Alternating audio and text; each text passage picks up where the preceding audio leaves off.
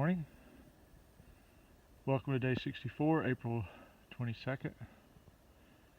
It's about 8:30. Been hiking for almost an hour, and we've gotten to a viewpoint here on my way up to Chimney Rock. Had a good night last night.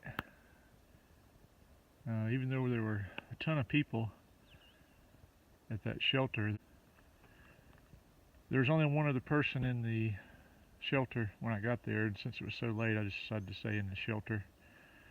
And the stream was loud enough, it covered any noise coming from any of the rest of the people around me.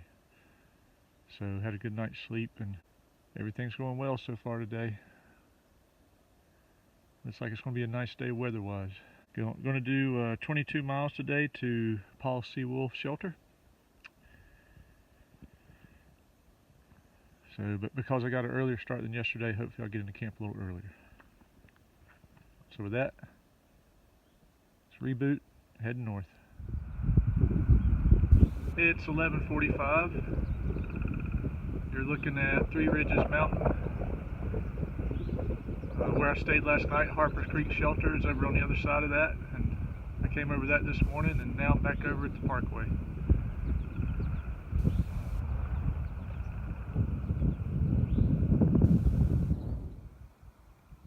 Did I mention that Virginia's rocky?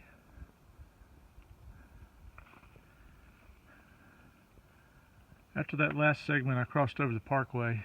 I've been walking along the side of this ridge, and that's the trail right there.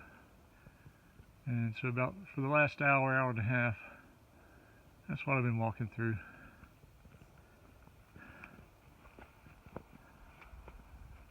And there's the trail going north. I asked a guy this morning who had done a through hike, or maybe multiple through hikes. I said, when do the Virginia rocks end? He said Maryland. And I think he's right. And again, I know Pennsylvania has rocks as well, and they're worse, but it's my understanding that it doesn't last as long as these rocks in Virginia have lasted. So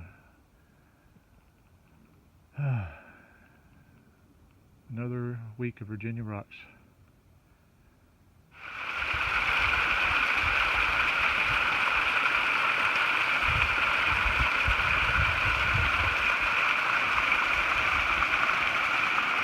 It's almost 3, and I'm about to the top of Humpback Mountain, and there's some kind of ski area over there.